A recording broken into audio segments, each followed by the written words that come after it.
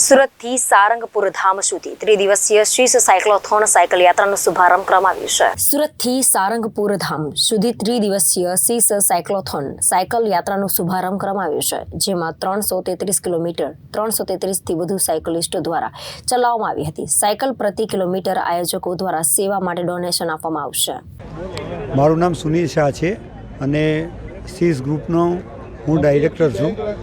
આપણે સમાજ અને રાષ્ટ્રને એક સારો મેસેજ મળે અને કોઈ પણ સારું કાર્ય કરવા માટે આપણે ખાલી વિચારવાનું જ હોય છે।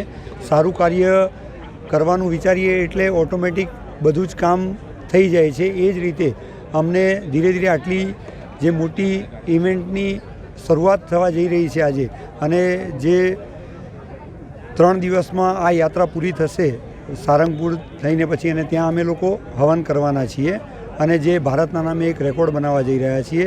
તો એના માટે અમારા કર્મચારીઓ, ફેમિલી, ફ્રેન્ડ્સ અને આપ લોકોએ મળીને જે અમને સહકાર આપ્યો છે એનું જ આ પરિણામ છે કે અમે આ ઇવેન્ટ સફળતાપૂર્વક પાર પાડીશું।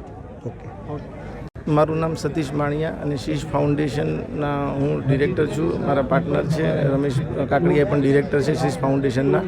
આજે શીશ ફાઉન્ડેશન શીશ સાયક્લોથોન 2024 કરવા જઈ રહ્યું છે, જેમાં 345 પાર્ટિસિપન્ટ્સ 333 કિલોમીટર સાયકલ ચલાવીને વર્લ્ડ રેકોર્ડ સ્થાપિત ઇન્ડિયાના નામે કરવા જઈ રહ્યું છે। આજે નરેન્દ્ર મોદી સાહેબ આવના જે ફિટ ઇન્ડિયા મિશન છે એ અંતર્ગત અમે અમારી એક છોટી નાની એવી પહેલ છે જે સસ્ટેનેબિલિટી અને હેલ્થ અવેરનેસ ઉપર છે। આજે અમે સોસાયટીની અંદર એક એવું કલ્ચર ડેવલપ કરવા માંગીએ છીએ કે જ્યાં લોકો મેક્સિમમ સાયકલિંગ કરીને હેલ્થ અને પર્યાવરણને સસ્ટેનેબલ અને સારું બનાવે।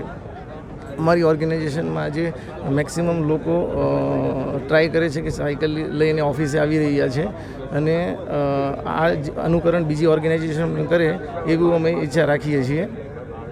આજે ગ્લોબલ વોર્મિંગ એક ઇન્ડિયા માટે નહીં બટ દુનિયા માટે ચુનૌતી છે, જેના ઉપર આપણા પ્રાઇમ મિનિસ્ટર નરેન્દ્ર મોદી પણ કામ કરી રહ્યા છે। તો અમારી એમને સપોર્ટ કરવા માટેની એક પહેલ છે। દુનિયા આજે આપણો યુવા વર્ગ જે છે એ ડ્રગ્સના દલદલમાં આજે ફસાઈ રહ્યો છે।